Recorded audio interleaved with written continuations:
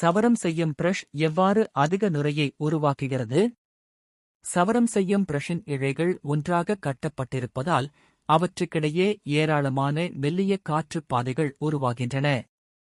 பிரஷை முன்னும் பின்னுமாக அசைக்கும்போது பரப்பு இழுவிசை காரணமாக சோப்பு கரைசல் பிரஷிற்குள் ஊடுருவி அந்த காற்றுப் பாதைகளை பகுதியளவு நிரப்புகிறது.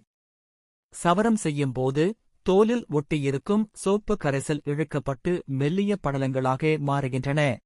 இந்த படலங்கள் பரப்பு இழுவிசையினால் நிர்ணயிக்கப்பட்ட ஒரு குறிப்பிட்ட நீளத்திற்கு மேல் நீட்டப்படும் போது உடைந்து விடுகின்றன.